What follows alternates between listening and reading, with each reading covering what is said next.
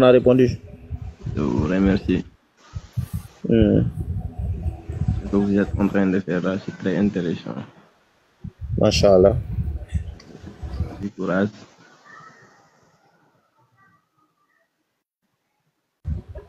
Inch'Allah.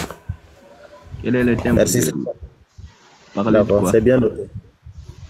Oui, on n'a pas encore commencé. On n'a pas encore commencé. Donc, Oustaz, si vous êtes prêts, Kobe le micro. Ok, donc, assalamu alaikum encore une fois de plus. On va commencer, Inch'Allah. Et si la prière de Maghrib arrive chez vous, vous pouvez nous faire signe. Là, on va stopper. Et puis bon, on va préparer encore un autre thème et on va revenir, Inch'Allah. C'est bon comme ça, non? D'accord, Inch'Allah. Voilà. الحمد لله حتى يبلغ من الحمد منتهى إله الأولين والآخرين قيوم السماوات والأرضين الذي لا عز إلا في الطاعات ولا غنى إلا بافتقار إليه. Donc j'étais disant, toutes les louanges sont à Allah qui est toujours l'intemporel-spatial. C'est un néologisme. L'intemporel-spatial, mais l'intemporel-spatial, c'est juste pour dire qu'il n'est pas dans le temps, il n'est pas dans l'espace. Il a créé toutes choses sans modèle préexistant. Donc, c'est une joie, vraiment, c'est un honneur le fait d'être avec vous, les hommes de foi. Et le prophète sallallahu alayhi wa sallam, il dit, il dit, si vous marchez, vous voyez les jardins du paradis, asseyez-vous dans ces jardins-là. Et le compagnon, il demande, Ya Rasulallah, Omar Riyadul Jannah, quel est le jardin du paradis? Il dit, Halakat Zikri, et ce sont les endroits où on mentionne Allah. Donc, de près comme de loin, si on trouve un panel, un endroit où on mentionne Allah, on doit assister à ces assises-là. Et vous connaissez le hadith célèbre, quand le prophète dit sallallahu alayhi wa sallam, Ashtama qawm fi bayti min buyutillah, yatuluna kitab Allah, wa yatadarrasunahu baynahum, illa hafathumul malaika, wa ghashathumul rahma, wa nazarat alayhimus sakina, wa zakarahumullah fi ma indahu. Ici, il y a 4 paroles dans les hadiths. Il n'y a pas des gens qui vont s'asseoir dans l'une des maisons d'Allah, quoi, les mosquées ou bien l'une des assises où sont les palais d'Allah, sans que Allah ne fasse dégager 4 choses. Premier, le fait qu'ils sont en train de parler d'Allah, ça va faire agir, en fait, positivement une chose. Premier, les anges viennent faire quoi? Vont bénir les endroits. Il y a combien d'assises où les anges ne vont pas? Imaginez quand les gens sont à la mosquée, ils sont dans les assises où les gens même, on les voit même pas, ils sont même pas considérés. Peut-être il y a un mariage, peut-être il y a un 7e jour, n'importe quelle assise des musulmans. De près comme de loin, souvent on passe au quartier, on les voit, ils sont assis. Souvent on n'est même pas intéressé. Mais ces gens, ils sont assis, ils sont entourés de quoi? Ils ont entouré ces personnes parce que là-bas, il y a le zikr d'Allah là-bas. Donc les endroits où on parle d'Allah, les panels, tous les endroits où on parle d'Allah, ce sont les endroits qui sont grands. Donc le fait qu'ils s'asseyent pour écouter la parole d'Allah, le prophète dit, premier, Allah il envoie les anges pour les entourer. Après, wa ghashadhumur rahma, Allah fait descendre la miséricorde. Les savants, ils disent là-bas, il y a l'axe, il y a le contraire. Si les anges sont là, c'est que le diable n'est pas là-bas. Et voilà, il dit, si tu vois Allah citer, le prophète cite les anges, le fait qu'ils sont lumière, c'est automatiquement le contraire des anges n'est pas là-bas. Parce que les anges descendent, le chétan n'est pas là-bas. C'est un endroit qui est béni. Deuxième, Allah, il fait descendre quoi? Il fait descendre sa miséricorde. Les savants disent, où il y a la miséricorde, il n'y a pas le châtiment. Wa ghashahumur rahma, Allah fait descendre sa miséricorde. Après, Allah, il les mentionne auprès de ceux qui sont auprès de lui, c'est-à-dire les anges, des grandes compagnies. Donc, on doit être content le fait de s'asseoir dans ces assises-là. Et puis maintenant, le prophète sallallahu alayhi wa sallam, chaque fois, il motivait le compagnon à s'asseoir dans les assises. Et il y a un verset même dans le Coran, Waskur rabbaka, et c'est le verset. Dans la sourate Kaf, Allah, il dit, au prophète sallallahu alayhi wa sallam, arrête-toi ou bien assieds-toi à côté de ceux qui invoquent le Seigneur, bil ghudul wal asar, matin et soir. Donc il ressort clairement dans le verset coranique et dans les hadiths que le prophète a motivé les compagnons. Pourquoi? Pour le rappel. Donc premier, on cherche un bon biya, un endroit où on écoute beaucoup la parole d'Allah, comme cet endroit-là. Deuxième, on cherche une bonne compagnie. On peut parler d'Allah. Dès qu'on quitte, si on a une mauvaise compagnie, on va tomber encore dans quoi? Dans la perversité. Donc biyatu saliha, faut avoir une bonne compagnie. Après, un bon halaka, un endroit où on parle d'Allah. Après, maintenant, il faut avoir un bon milieu. Voilà. Donc, raison pour laquelle les frères en islam, ce sont des 3 choses-là qui vont protéger notre foi. Donc, avec ces 3 choses, la foi va se produire, la foi, en fait, va se propager. C'est comme ça les compagnons ont fait. Donc, comme on est loin, Donc indirectement, on se motive. Donc ici, c'est un échange interactif. Il faut qu'on arrive maintenant à étudier les textes. Je sais que je suis avec des gens qui sont très intelligents, qui ont une finesse d'esprit qui leur permettra de comprendre les choses les plus difficiles à comprendre. Il faut que les musulmans arrivent à un niveau maintenant où, quand on donne un enseignement, il faut que les chrétiens se taisent à jamais. Parce que le Coran a une rhétorique, le Coran a des enseignements très élevés, on ne peut pas comparer avec quelque chose. Donc, chaque fois là, cite l'histoire des prophètes, dans la sourate Hud, juste à la dernière page, avant la sourate Yusuf, Allah dit, oh,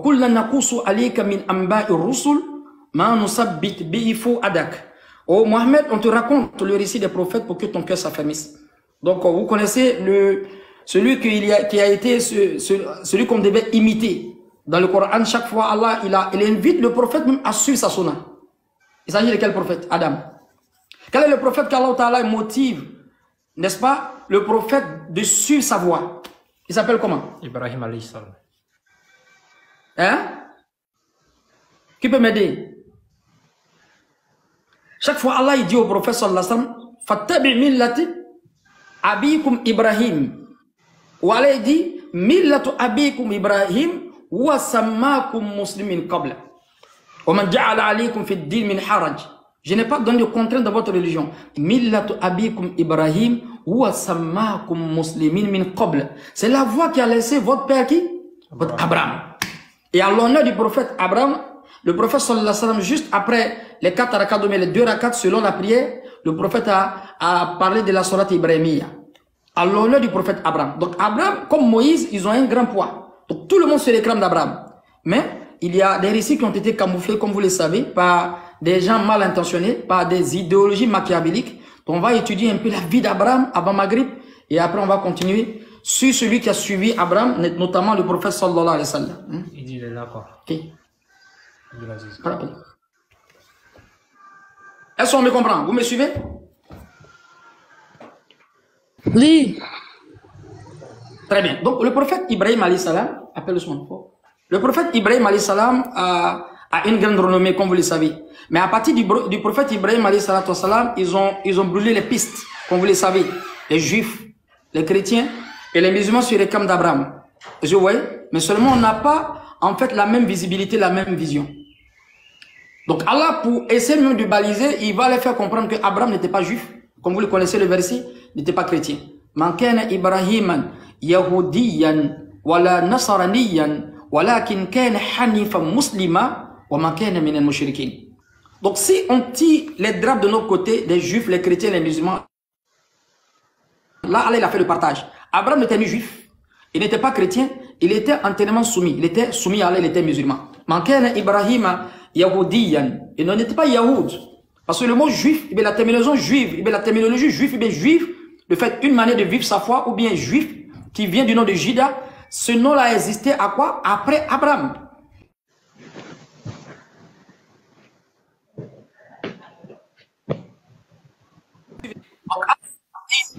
Il n'y a même pas de palabres à faire. Avant même de partage, vous qui croyez que Abraham était juif, il n'a jamais été juif. Parce que la terminologie juive, le concept juif, c'est-à-dire qui dérive du nom de Juda,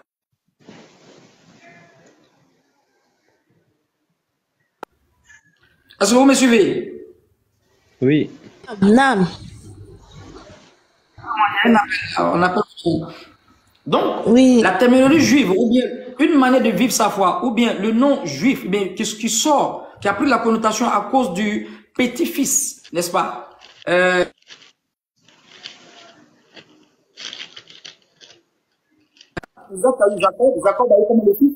12 fils. L'un de ces 12 fils s'appelait quoi? S'appelait Judas. C'est du nom de Judas qui est sorti la terminologie juive, une manière de vivre sa foi, ou bien le judaïsme. Est-ce que vous voyez? Donc, Abraham n'était pas juif. Mankana Ibrahim, Yahudiyan. Donc là, ils sont déjà tombés. Voilà, Nasraniyan, il n'était pas quoi encore? Il n'était pas quoi? Bon, on va pas dire chrétien ici, parce que là, le sens chrétien n'est pas cité dans ce verset, comme je l'ai dit. Chaque fois, là, cite les Al-Kitab, et puis les Nasara, ça n'a jamais été les chrétiens, ce sont les gens qui suivent Jésus. Donc, même s'ils suivent Jésus encore, Abraham n'était pas parmi eux. Pourquoi? Parce que la terminologie alliée, les Ansar ou bien les chrétiens, ce nom est venu après Jésus. On ne parle même pas d'après Abraham, c'est-à-dire des années même après Abraham, après l'arrière-petit-fils d'Abraham, y compris Jésus. Donc Abraham n'était ni juif, il n'était pas chrétien. Walakin kana hanifan muslima wa ma kana min al-mushrikin. Donc ça c'est un rappel pour les musulmans, mais c'est un enseignement pour les chrétiens. Donc on va nous lire la sourate 6 au verset 80 à 83. On commence maintenant à expliquer.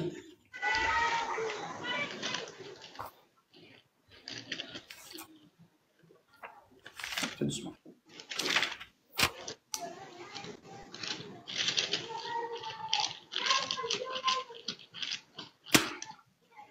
Surat Al-An'am.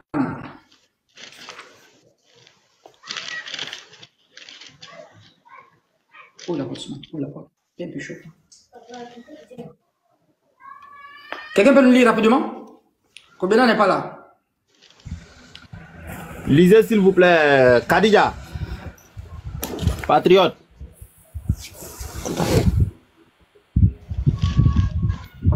Sourate quoi?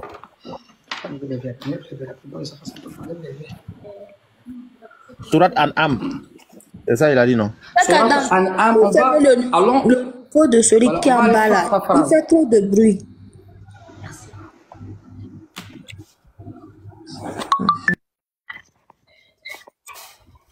« 4,99, c'est ça? Ouais, 80-83, Sourate 6 au verset 80, Sourate An'am. Lis phrase par phrase, s'il te plaît. Il y a beaucoup d'enseignements dans ce verset.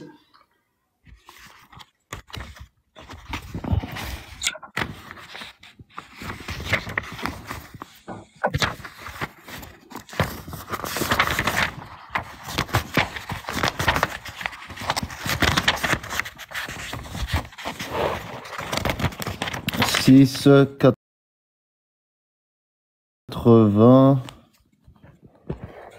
Je commence au 80 ou 80?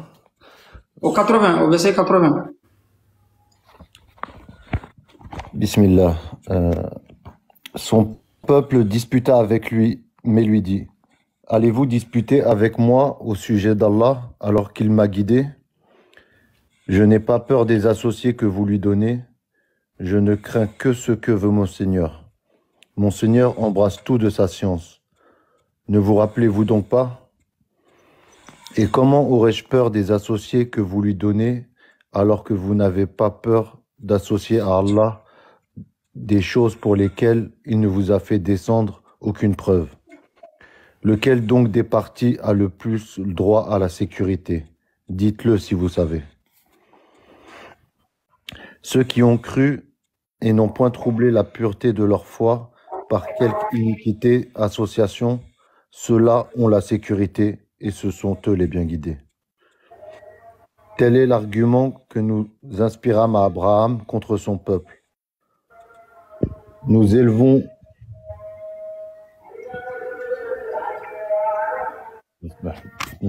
Ça va? Ouais, attends, je me suis perdu. 83. 83. Nous élevons en rang qui nous voulons, ton Seigneur est sage et omniscient. Je lis jusqu'au combien, Oustaz? C'est bon. Donc, dans le verset, vous allez lire le verset. J'ai donné d'abord le premier verset où Allah dit Abraham n'était ni juif. En fait, Allah a cité trois idéologies. Le judaïsme, si vous voulez, les gens le suivaient de Jésus qui a pris une autre connotation qu'on appelle le christianisme. Et Allah, il parle là ici des mouchriquins. Mankena Ibrahim Yahudiyan. 1. Abraham n'était ni juif. On a cité. Voilà, Nasraniyan. Ils n'étaient pas les alliés de Jésus. C'est-à-dire, ils n'étaient pas chrétiens comme on le traduit. Walakin kana hanifa muslima. Il était un musulman soumis. Il avait le monothéisme authentique. C'est-à-dire, il était musulman. Wa man kana minal mushrikin. Donc les deux premiers sont hors jeu. Maintenant, il n'était pas associateur. Allah met l'accent dessus. Pourquoi? Ouais, ça rentre bien. Allah met l'accent dessus. Pourquoi? Parce que bien qu'Abraham n'était pas juif, il n'était pas chrétien, n'est-ce pas? Les égyptologues, comme on l'a dit la dernière fois, et puis les historiens, d'autres pensaient qu'Abraham avait adoré les idoles. Donc Allah revient un peu sur l'histoire d'Abraham, c'est-à-dire son didal, sa discussion avec quoi? Ses parents qui étaient idolâtres. Je voyais. Donc Allah montre que Abraham l'a fait dawa à ses parents. Donc ceux qui étaient existentiels au temps d'Abraham, c'était même pas les juifs, C'est pas les chrétiens. Il était en face de quoi? Des mouchriquins. Donc Allah a mis le verset en disant وَمَنْ كَانَ مِنَ Suivez mes ce verset. وَمَنْ كَانَ مِنَ الْمُشْرِكِينَ. Donc les trois, Abraham ne fait pas partie d'eux. Sauf le quatrième. Il n'était pas juif. Il n'était pas chrétien. Il était musulman. Et il n'était pas parmi les quoi? Les associateurs. Mais comme les associateurs, ils avaient en fait, c'était la connaissance événementielle. Ce sont eux qui étaient au temps d'Abraham, comme les parents.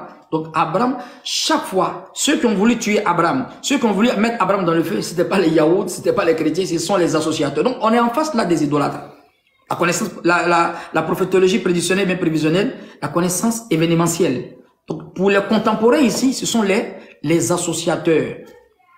Et dans la sourate, pour faire un peu plus simple, la sourate Ibrahim et la sourate Anbiya, quand Abraham appelait son peuple, même dans la sourate Maryam, qala ya abati lima la ta'budu wa la yasma'u wa la yubsiru wa la yughni anka shay'a. Oh mon père, pourquoi tu n'adores une chose qui ne voit pas, qui n'entend pas, qui ne peut pas te profiter? Qala ya abati inni qad ja'ani min al-'ilm ma lam ya'tika fa'tabini ahdika suratan sawiyya. Oh mon père, Allah m'a fait venir une connaissance, une science qui m'est parvenue que tu n'as pas. Donc il était en face là pas des chrétiens, il était en face là pas des juifs, il était en face là des idolâtres, des féticheurs qu'on trouve aujourd'hui sur la terre. Qu'est-ce qu'ils ont fait? Quand ils sont partis dans la sourate Anbiya, Allah dit faja'annahum juzazan illa kabira lahum la'allahum yarji'un. Il a commencé à les découper, comme vous connaissez le récit dans la sourate Safat, dans la sourate Ibrahim, dans la sourate encore Anbiya et dans la sourate Maryam. Pour faire court. Qu'est-ce qu'ils ont fait? Ceux qui ont voulu tuer Ibrahim, ce sont qui? Ce ne sont pas les chrétiens. Ce ne sont pas les juifs. Ceux qui étaient dans la connaissance événementielle, ce sont les féticheurs. Qu'est-ce qu'ils ont dit? Prends la sourate 21 au verset 69. Qu'est-ce qu'ils ont préparé pour Abraham quand Abraham a cassé les idoles? Ok. 69, hein? 21, 69. Oui. Juste au feu, soit appelé miséricorde, même le verset 68. Ok. Sourate 21, verset 68. Il dit, brûlez-le, secourez votre divinité si vous voulez faire quelque chose pour elle. Nous dîmes au feu, soit pour Abraham une fraîcheur salutaire. Ils voulaient ruser contre lui, mais ce sont eux que nous rendîmes les plus grands perdants. Et nous le sauvâmes ainsi que Lot vers une terre que nous avions bénie pour toute l'univers. Donc ici, ce sont les associateurs qui ont voulu tuer Abraham.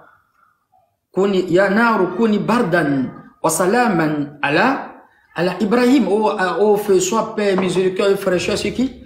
Sur Abraham. Ils ont voulu le rabaisser, mais on l'a fait quoi? On l'a élevé. Allah n'a pas tué d'Abraham ici. Donc il n'a jamais été féticheur. Donc les historiens, les égyptologues, bien qu'ils n'ont pas d'argument pour dire Abraham était chrétien, il était juif, ils ont une connaissance en fait prépondérante qui dit que Abraham était un adorateur d'idoles. Donc ce qui est faux. Donc Allah fait exprès, il fait revenir expressément beaucoup de face à face entre Ibrahim et puis ses parents idolâtres. Donc là, c'est connu. Maintenant, en même temps, Abraham, il préparait le terrain du prophète sallallahu alayhi wa sallam, avant qu'on arrive sur ses enfants, où on voit la vérité et bien le mensonge qui a été camouflé. La sourate 22 au verset 26. Sourate 22. 26. Au verset 26. Et la sourate Bakara aussi. Ok, sourate 22, verset 26. Et quand nous indiquâmes pour Abraham le lieu de la maison, la Kaaba, en lui disant, ne m'associe rien et purifie ma maison pour ceux qui tournent autour, pour qui s'y tiennent debout et pour ceux qui s'y inclinent et se prosternent. Et fais aux gens une annonce pour les Hajj, ils viendront vers toi à pied et au-dessus de montures, venant de tout chemin éloigné. Donc ça, c'est une vérité qui est connue même dans la Bible. On a dit Ésaïe 60, verset 1 à 11, qui parle de la connaissance géographique, c'est-à-dire pour comprendre la territorialité. Donc Abraham, bien qu'il n'est pas juif, il n'est pas chrétien, il n'est pas associateur, maintenant il est soumis. Comme il est musulman de façon pragmatique, Allah montre maintenant les actions d'Abraham. Avant que ses enfants ne viennent. Vous voyez. Donc là, il va construire la Kaaba, bien que beaucoup d'ignorants ne savent pas. Abraham, dans la sourate 22, verset 26, et dans la sourate Bakara, Allah dit, wa iz yarfa'u Ibrahim qawa'ida min al-bayt wa Ismaïl rabbana taqabbal minna innaka anta sami'ul alim. Rappelle quand Abraham a élevé l'édifice de quoi? De la Kaaba. Parce que la Kaaba a été reconstruite 17 à 18 fois. 17 à 18 fois. Parce qu'il y a eu des guerres où même à autant des Abbasides et des Omeyyades, ils ont volé même la pierre noire pendant 23 ans. Ils sont revenus avec la pierre noire à Koufa et les Arabes sont allés parce qu'ils ont voulu délocaliser. Où ça? Ils ont voulu délocaliser la Mecque. Parce que c'est le point central au fait. si on parle du centre énergétique positif, c'est un endroit que Dieu a choisi. Inna awwal bayti wudi'a lin-nas wallazi bi Bakkata mubarakan hudan lil alamin fihi ayatun bayyinat wa maqama Ibrahim wa man dakhalahu kana amina walillahi 'ala an-nas hajj bayt man istata'a ilayhi sabila wa man kafara fa inna Allah la ganiyyun 'anil alamin. Coranul Karim. Donc Allah il fait l'élo ici de cette territorialité là, notamment quoi? La Mecque. Dans d'autres versets encore dans la sourate Balad, Allah dit wa hazal baladil amin. Donc c'est Abraham qui a participé à la construction. Allah dit il a élevé l'édifice, c'est que c'était là avant. Pourquoi? Parce que dans la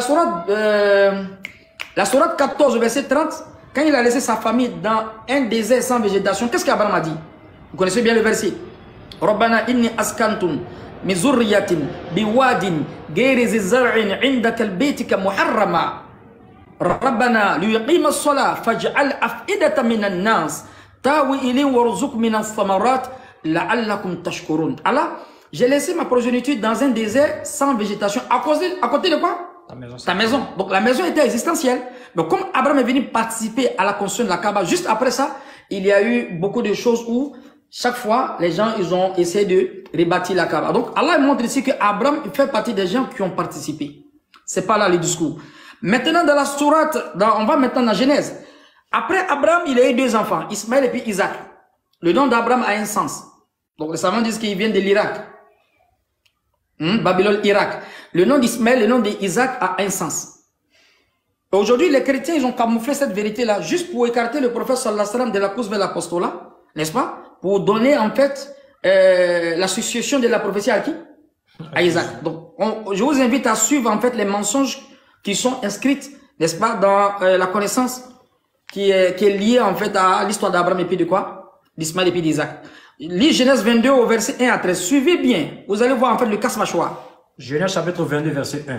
Après ces choses, Dieu mit Abraham à l'épreuve et lui dit, Abraham, et il répondit, me voici. Dieu dit, prends ton fils, ton unique, celui que tu aimes, Isaac, va-t'en au pays de Moria, et là, offre-le en holocauste sur l'une des montagnes que je te dirai. Abraham se leva de bon matin, scella son âme et prit avec lui 2 serviteurs et son fils Isaac. Il fendit du bois pour l'holocauste et partit pour aller au lieu que Dieu lui avait dit. Continue. Le 3e jour, Abraham levant les yeux, vit de loin. Et Abraham dit à ses serviteurs, restez ici avec l'âne. Moi et le jeune homme, nous irons jusque-là pour adorer. Et nous reviendrons auprès de lui. Elle peut se muter? Elle peut se muter dans Binta.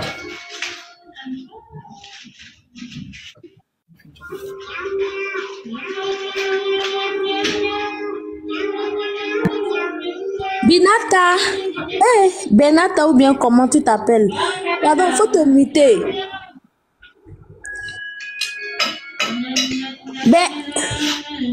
Binta Diallo, il faut te muter, Binta. Binta Diallo, Cheikh Adam, je ne sais pas s'il est là, et en plus, voilà.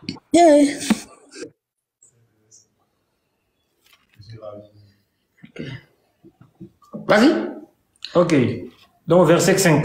Et Abraham dit à ses serviteurs, restez ici avec l'âne. Moi et le jeune homme, nous irons jusque-là pour adorer et nous reviendrons auprès de vous. Arrête-toi là. Donc, vous voyez, suivez bien les versets. Avant qu'on envoie le verset de la sourate 37 au verset 99 à 100, vous allez voir la beauté du Coran. Au fait, on montre Abraham comme une personne, même l'UNICEF est plus gentil que lui. C'est-à-dire, on montre une personne qui est inhumaine, au fait. Une personne qui n'a même pas de sang qui circule dans son corps. C'est-à-dire, c'est comme c'est un kidnapping. Regardez bien, on est en face là d'une personne qui va consumer son enfant ou bien d'une personne qui va sacrifier son enfant. Et non seulement il ment à l'enfant, contrairement au verset de le Coran. Tous les prophètes, ils ont sali les prophètes. Le prophète, sallallahu alayhi wa sallam, le fait qu'il reçoit le Coran, qu'est-ce qu'il fait? Allah d'abord, il revient avec ses histoires pour mentir qu'il y a eu plagiat, il y a eu un court-circuit, n'est-ce pas, dans certaines informations. Donc cette information-là, vous allez suivre phrase par phrase, ça ne tient pas la route. Avant qu'on ne vienne à verset du Coran. Et je vous fais cadeau avec un seul verset qui montre que les chrétiens ont fait plagiat. Je mets ce verset existentiel dans la Bible, c'est ça, c'est avec ça on va terminer en fait la discussion.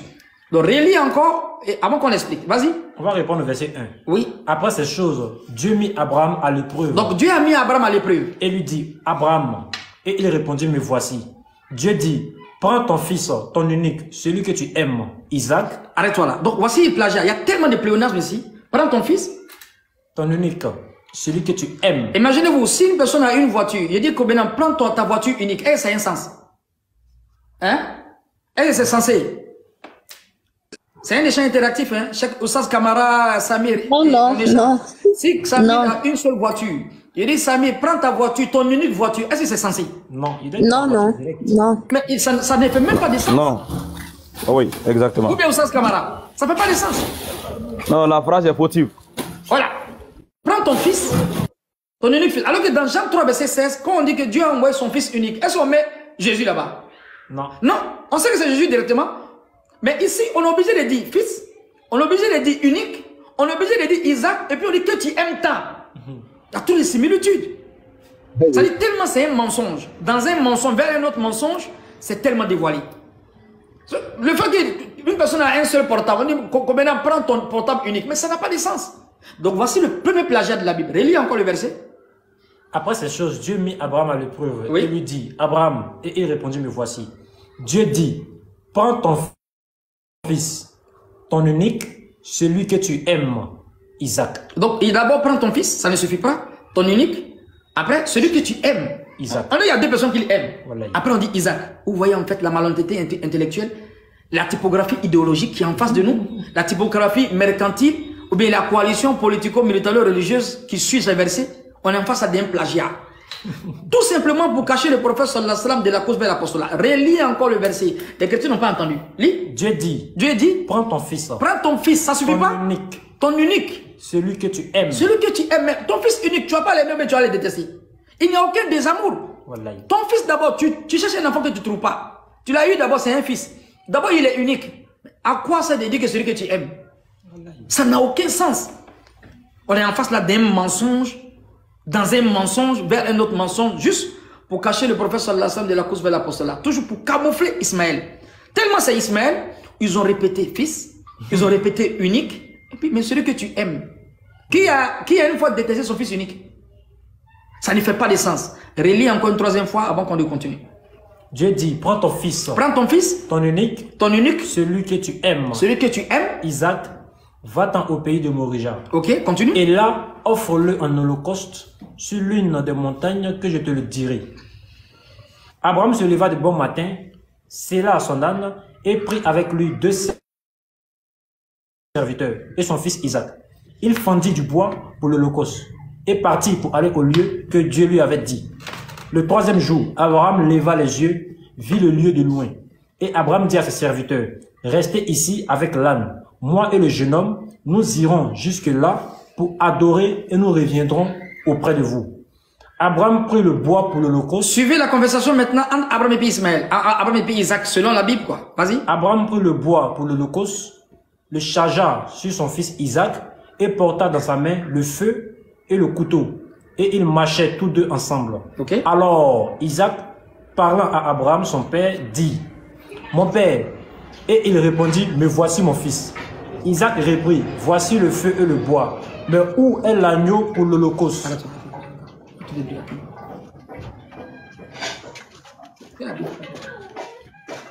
Christophe, tu peux t'imiter, non? Oui, oui. Allô? Allô? Christophe, faut t'imiter, s'il te plaît. D'accord.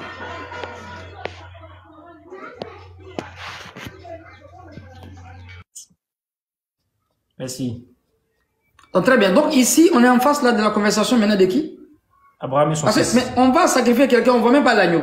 Donc maintenant, le fils demande, ils ont mis Isaac et Ismaël, ils demandent où on va. Qu'est-ce que la Bible dit? Alors Isaac parlant à Abraham, son père, dit, mon père. Et il répondit, me voici, mon fils. Isaac reprit, voici le feu et le bois. Mais où est l'agneau pour l'holocauste? Abraham répondit, mon fils, Dieu se pourvoira lui-même de l'agneau pour l'holocauste. Il n'a pas dit la vérité à son fils directement. Contrairement au verset du Coran. Lis là-bas, on va lire le verset du Coran. Vous allez voir comment ça fait du sens. Vas-y. On lit pour le Coran? Non, vas-y d'abord, termine ça vite. Ok. Lorsqu'il fut arrivé au lieu que Dieu lui avait dit, Abraham, il leva un autel et rangea le bois. Il lia son fils Isaac et le mit sur l'autel, par-dessus du bois. Puis Abraham en étendit la main et prit le couteau pour égorger son fils. Alors l'ange de l'Éternel l'appela des cieux et dit, Abraham, Abraham. Il répondit, me voici. L'ange dit, n'avance pas ta main sur l'enfant et ne lui fais rien, car je sais maintenant que tu crains Dieu et que tu ne m'as pas refusé ton fils, ton unique. Donc, vous allez voir l'intégralité même de ce verset-là, du chapitre. Donc, Abraham n'a pas dit la vérité à qui? À son fils. Si c'est un ordre divin, pourquoi cacher? Regardez le verset du Coran. Lis la sourate 37 au verset 89 à 112. Le Coran n'est comparé à aucun livre. C'est un ordre qui vient où Allah demande à Abraham de sacrifier son fils. Il appelle son fils, il lui dit. Contrairement à l'autre côté, on le cache. On lui cache plutôt. On lui montre même pas la vérité. Vas-y. Sourate Safat, verset combien? 39, non? Et vous serez rétribués que selon ce que vous œuvrez. Sourate 37, sourate Safat, au verset 99 à 100. Qala ya bunayya inni ara fil manami anni azba'uka fanzur ma zatara. 99. Et il dit, moi je pars avec mon Seigneur et il me guidera. Seigneur, fais-moi don d'une progéniture d'entre les vêtements. Arrête-toi là. Qala inni zahibun ila rabbi sayadin. À ce moment-là, il n'y a pas d'enfant encore. On ne parle même pas d'Isaac, on ne parle pas d'Ismaël. Donc Abraham, il demande qui? Il demande un enfant, comme dans Genèse. Pour montrer que les deux noms même, il y a le fils de la promesse, c'est-à-dire on parle d'Ismaël et puis Isaac, les deux noms sont en un sens. Est-ce que vous voyez? Donc du point de vue normatif, quand un prophète, il veut quitter la terre, il demande Dieu de lui donner un enfant, à l'instar de Zacharia. Est-ce que vous voyez? Mais ici, Abraham maintenant, comme il va dans l'aventure, sur le chemin d'Allah, il va demander, voici vous l'évocation d'Abraham, il va demander un enfant. Pas deux. Il demande quoi? Un enfant. Qala inni zahibun ila rabbi sayahdin, rabbi habli mina sali, Allah donne-moi un enfant vertueux. Donc Abraham demande un enfant maintenant. Vas-y, qu'est-ce qu'Allah dit? Fabashar. Non, voilà. Nous lui fîmes donc la bonne annonce d'un garçon Ismaël. Non, laisse-le en parenthèse, parce qu'ici c'est Ismaël, ils disent non que c'est Isaac. Maintenant, en Isaac et puis Ismaël, qui n'a qui avant qui? C'est Ismaël. Au sens Kamara, qui est né avant qui en les deux? La réponse est claire, c'est Ismaël alayhi salam. Donc, il y a un menteur là qui disait, comme ici, ils n'ont pas cité Ismaël, ils ont mis en parenthèse, donc ce n'est pas Ismaël. Mais même la Bible va le corriger. Abraham avait quel âge quand Ismaël naquit? Et Abraham avait quel âge quand Isaac naquit? C'est les personnes qui ne raisonnent pas, quoi. Donc le verset dit maintenant ici. Toutes pour eux, c'est les films.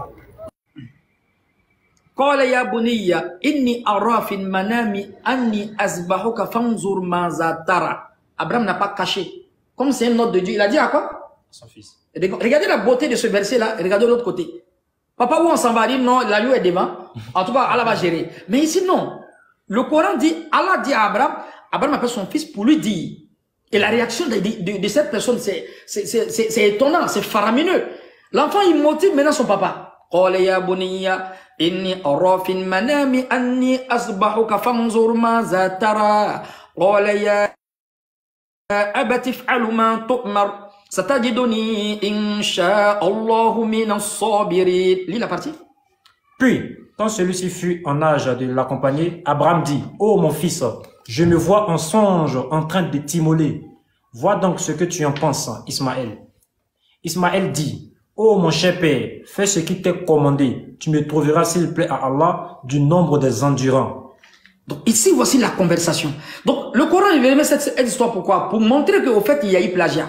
Non seulement pas d'Ismaël, mais on ne parle pas de la bonne manière. Comme le prophète, il a eu la révélation, il ne peut pas dire à son enfant, parce que son enfant peut fuir. Non, c'est pas Ismaël. Il dit à Ismaël, et c'est Ismaël, tellement il est prêt pour cette épreuve-là, fais ce qu'Allah t'a ordonné, tu me trouverais parmi quoi? Maître. Regardez le discours. Maître Azizkan. Oui. J'aimerais que si Kovena peut faire une faveur, il ne faut pas qu'il cite le nom Ismaël qui est entre parenthèses. C'est pour notre compréhension, quoi. Il laisse, okay. Il saute le nom. Comme ça, à la fin, l'explication peut bien rentrer, quoi. C'est bien compris, maître. Donc, vous voyez les deux versets, Genèse 22, verset 1 à 13, et le Coran, 37, verset 99 à 112. Il y a la beauté du Coran. Oh mon fils, j'ai vu un rêve. Dieu m'a dit de t'égorger. Comment tu vois? Non, c'est Allah qui t'a monté, c'est pas le diable. Tu me trouveras parmi les patients. Mais contrairement à celui qu'ils ont changé, ils ont camouflé en disant c'est Isaac, il dit papa, où on s'en va? Mais où est l'agneau? Où est le mouton là? Où est le mouton? Il dit non, Dieu nous pourvoira demain. Dieu nous pourvoira demain. Ce n'est pas comme ça le discours coranique. Je vois. Donc ici, qu'est-ce qu'on doit comprendre ici? Abraham il demande un enfant vertueux. Donc on voit qu'il y a un enfant qui est déjà sur le terrain qui est en train de participer à quoi? En fait, à l'épreuve. Au moment où il y avait un enfant, l'autre n'était pas là. Si tu dis c'est Isaac, Ismaël n'était pas là. Si tu dis c'est Ismaël, c'est qu'Isaac n'était pas encore là. Au moment où j'étais en train d'égorger un enfant, mais c'est là il y a l'épreuve. Oui. Mais si on dit d'égorger un fils qui est unique, c'est que l'autre n'est pas là. Oui. Donc comme ils ont forcé la prophétie, ils ont voulu coûte que coûte, vaille que vaille, maille que maille, donner à qui? À Isaac. Donc automatiquement, mettez dans votre conscience que, bon, Ismaël n'est pas là. Pour rien, qui est sur le terrain. Mais s'il y a deux, il n'y a plus de preuves. C'est lui unique. C'est son compris même. Est-ce que vous voyez? C'est lui unique. Celui que tu aimes tant. Donc là, l'épreuve est là. S'il y a deux, il n'y a pas d'épreuve. Il y a tué un, l'autre est là. Au moment où ils ont tué un, au moment où il y avait l'épreuve de tuer un, l'autre n'était pas là. Si vous dites que c'est Isaac qui était là, c'est qu'Ismaël n'était pas encore sur le terrain. Si c'est Ismaël qui n'était pas là, qui était là plutôt, c'est qu'Isaac n'était pas là. Il n'y avait pas deux enfants sur le terrain. Il y avait un seul. Pendant que cette épreuve existait. Mais si ça, il n'y a pas de preuve. Oui. Et je pense que la maison me comprenne. Hein? Est-ce que vous me suivez, l'échec? Non, on va. La valeur, c'est-à-dire l'ampleur de l'épreuve correspond à la gravité du malheur, un truc comme ça, de la récompense.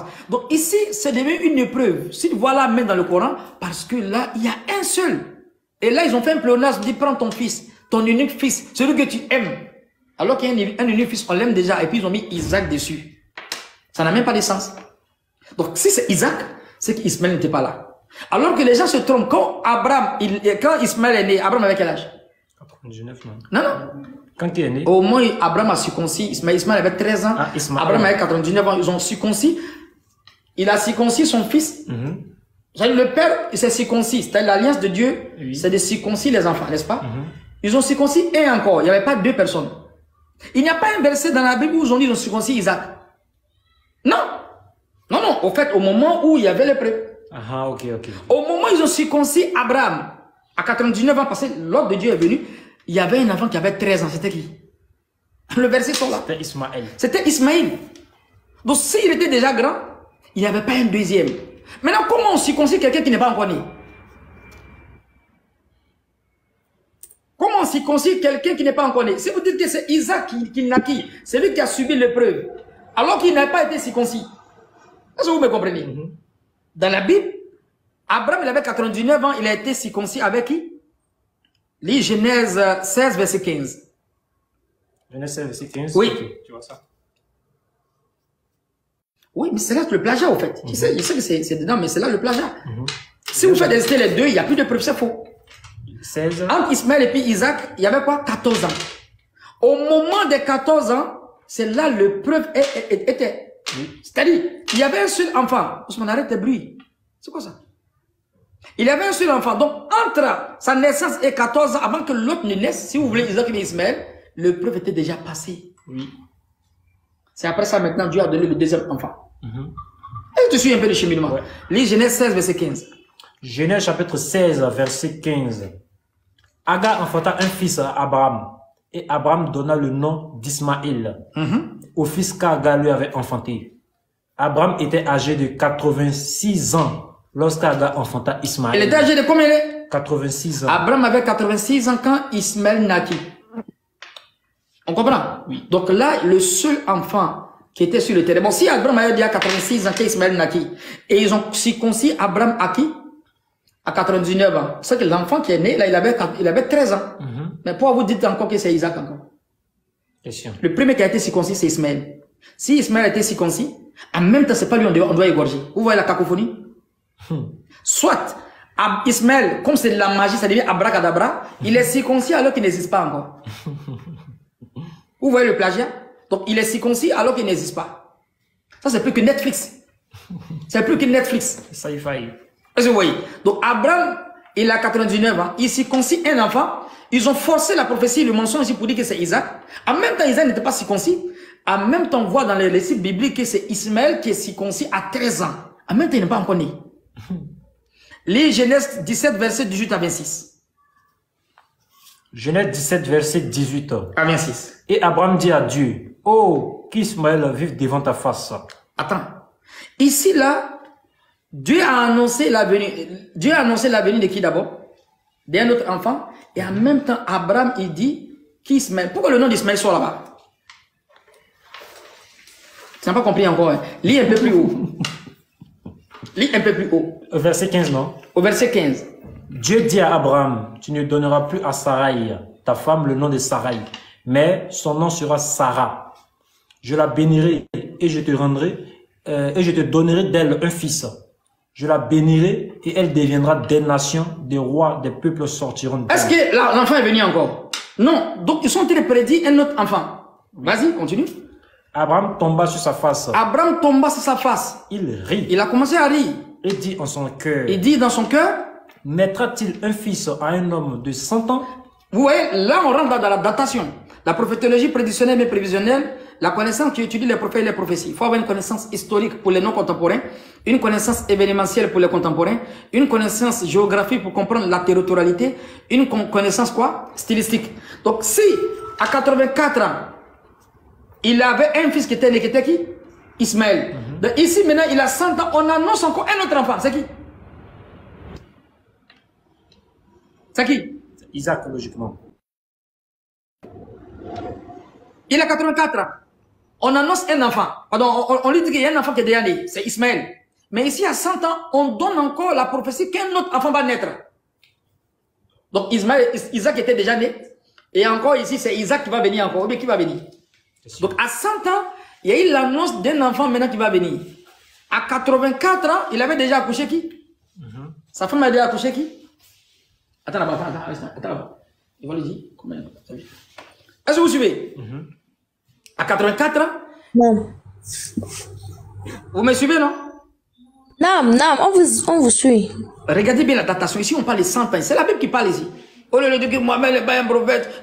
Non, on n'a pas besoin. C'est avec la Bible qu'on va prouver que le prophète était un grand messager de Dieu par l'entremise de son corps, de son père Ismaïl. C'est clair. Donc, à 84 ans, la Bible dit, quand Abraham avait 84 ans, Ismaël naquit. Maintenant, quand vous prenez le verset encore, vous voyez le plagiat, prends ton fils, ton unique fils, qu'il mérite d'être appelé fils entre Isaac et puis Ismaël. Unique fils qui mérite en tout cas. Si vous ne comprenez pas, pourquoi dans le verset ici on dit à 100 ans, on annonce la bénédiction d'Isaac, alors qu'il y a 84 ans, il y a un qui était déjà né. Et tellement c'est vrai, vous allez voir le cri d'Abraham. Abraham a fait sortir le nom d'un enfant qui est déjà sur le terrain. Vas-y. Abraham tomba sur sa face, il rit. Il rit. Et dit en son cœur, oui. Naîtra-t-il un fils à un homme de 100 ans? Très bien, donc il a 100 ans. Mais je vais avoir un enfant pour un homme qui a déjà 100 ans. 84, il avait déjà un enfant. 100 ans, on annonce encore un deuxième enfant. Vous allez dire c'est Ismaël, mais c'est Isaac. Tellement c'est Ismaël, regardez encore le verset. Et Sarah, âgée de 90 ans, enfantera-t-elle un enfant? Donc il se pose des questions. Un homme de 100 ans va avoir un enfant encore? Elle est en période de ménopause. 99 ans, elle va avoir un enfant. Qu'est-ce qu'Abraham a dit maintenant? Regarde. Et Abraham dit à Dieu. Abraham dit à Dieu. Qu'Ismaël vive devant ta face. Et regarde les trucs comme ça. Voilà. Oh Dieu. En fait, tellement il aimait Ismaël, bien qu'il y ait un autre enfant qui vient, dans d'autres versions dit, c'est comme si Ismaël lui suffisait quoi. Donc le nom d'Ismaël est venu ici. Est-ce que vous comprenez un peu? En plus du deuxième qui devait venir, il a cité le nom du premier. Pourquoi Abraham se permet de dire ça? Lisez bien le verset. Le verset quoi? Le verset 18. Reprends encore. Et Abraham dit à Dieu. Déjà, il ne faut pas attention à cette partie-là. Ismaël vive devant ta face. Dieu dit. Tu continues? Non. Donc, il fait une évocation, il a 100 ans. Combien d'hommes de 100 ans va avoir un enfant? Combien de femmes de 99 ans va avoir quoi? Un enfant. Un enfant. Alors qu'à 84 ans, il avait déjà un enfant. Donc, on parle du deuxième enfant, mais du premier enfant. Combien? Du deuxième. On parle du deuxième. Donc, il y avait déjà un qui était là. Le premier qui était là, maintenant, il va faire sortir son nom. Qu'est-ce qu'il dit? Oh Dieu, qu'Ismaël vive devant ta face. Il fait la doigt pour le premier. Si Ismaël n'était pas né, pourquoi il cite son nom? Est-ce qu'il y a des questions? Je vais m'arrêter là, parce qu'on est tellement dans un labyrinthe. Donc, c'est la Bible même qui montre que l'Ismaël est né avant qui? Avant Isaac. Et celui qu'on devait sacrifier, c'est Ismaël. Mais ils ont fait un plagiat. Ils ont forcé la prophétie avec le verset là. Prends ton fils. Ton unique fils. Celui que tu aimes. Isaac. Prends ton fils. Ton unique fils. On ne connaît pas son unique fils.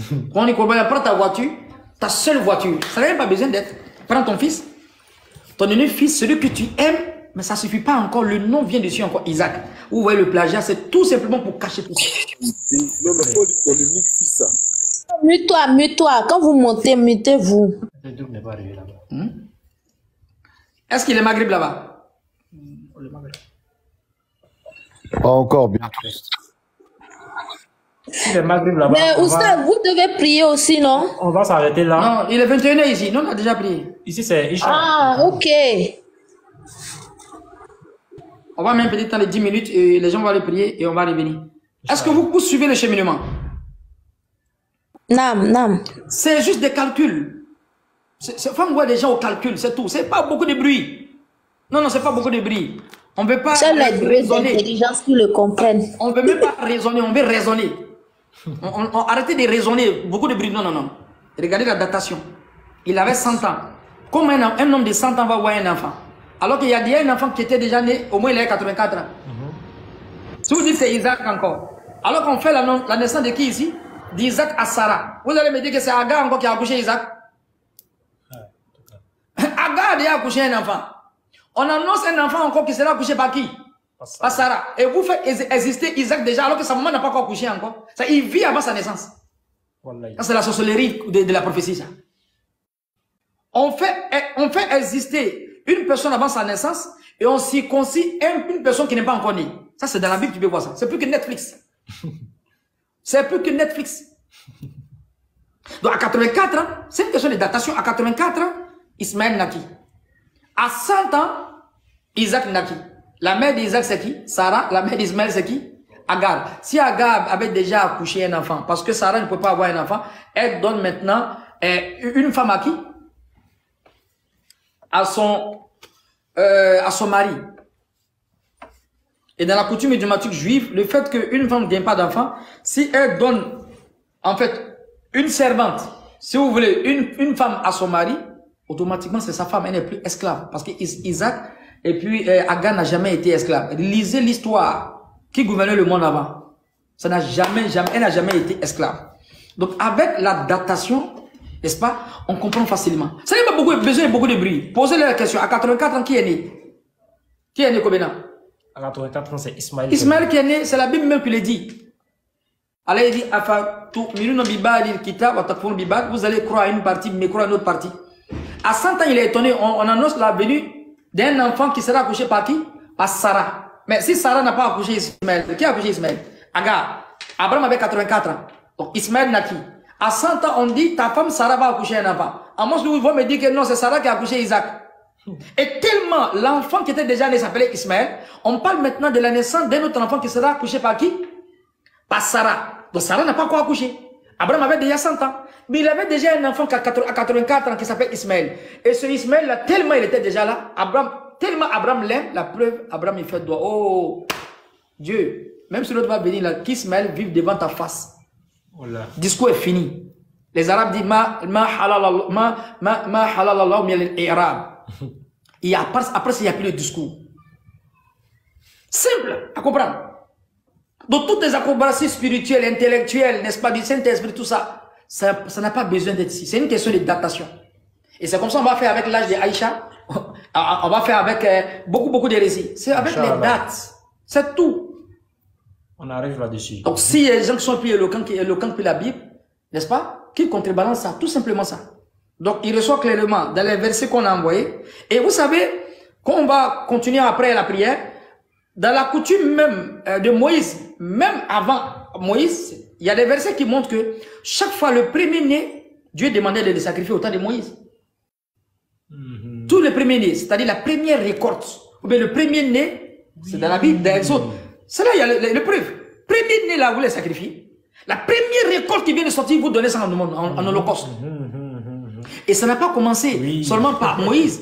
On voyait ça, bien que c'était une forme coutumière dans la vie d'Abraham, et les savants ont retrouvé ça, ils ont tracé le récit au pédigré de l'histoire, ils ont retrouvé que même avant Abraham, c'est-à-dire Adam, les deux sacrifices des deux enfants, c'était lié à ça.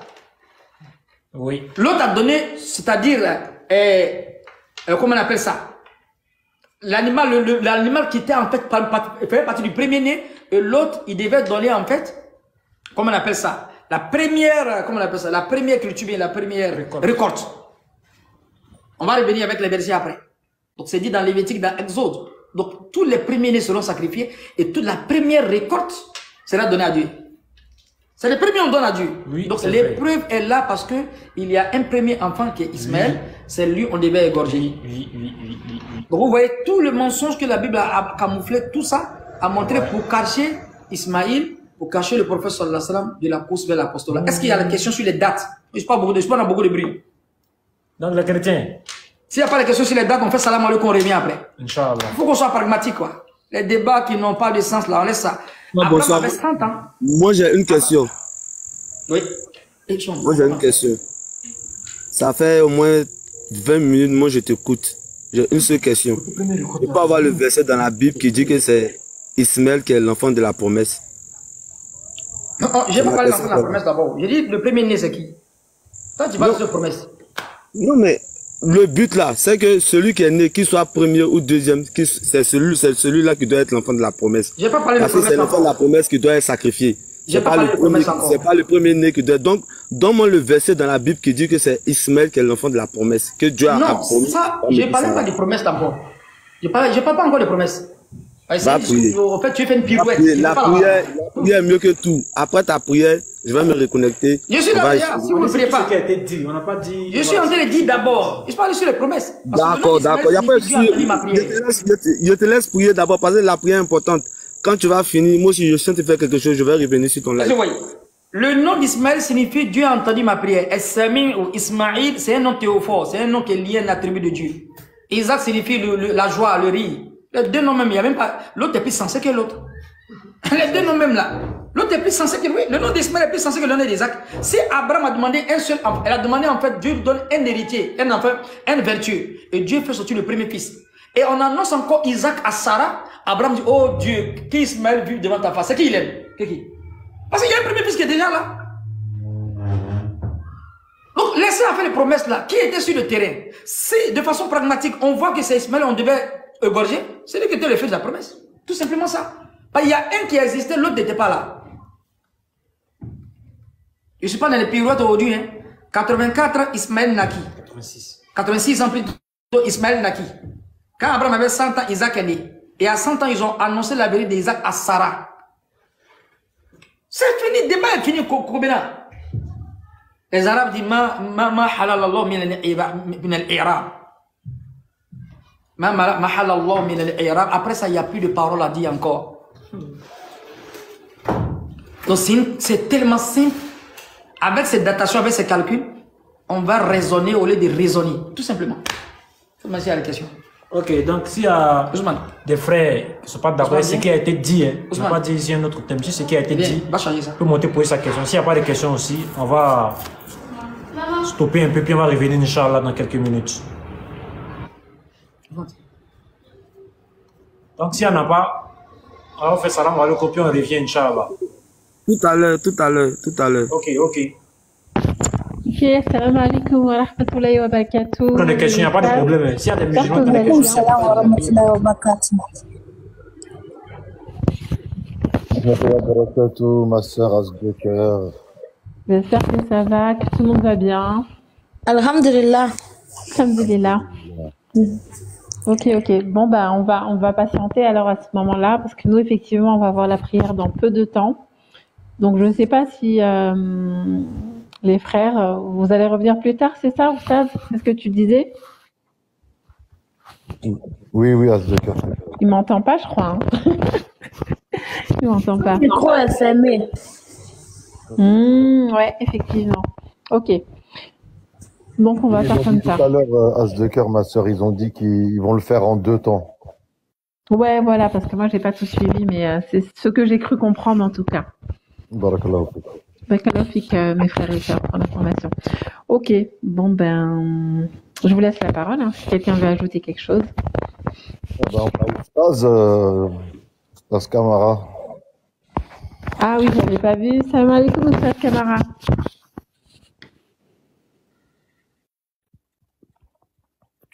Oustaz. Il est peut-être occupé.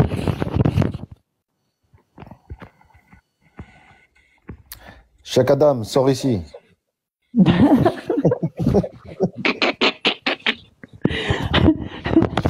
Vache, tu es où? Cheikh Adam. Check. Au fait, check actuellement, Adam. là, je ne peux pas parler parce que je suis à Djamé. Le colis que j'avais montré, j'avais dit que je devais venir avec un colis ici pour envoyer à Touba. Là. Je suis là à régler ça, les fauteuils, tout ça. Donc actuellement, je ne peux pas parler quoi. Après. D'accord, Il n'y a pas de souci, ça marche. Il n'y a pas de problème, à tout à l'heure, Inch'Allah. Oustaz Kamara, non, il n'est pas là. Sabrina, salam alaikum.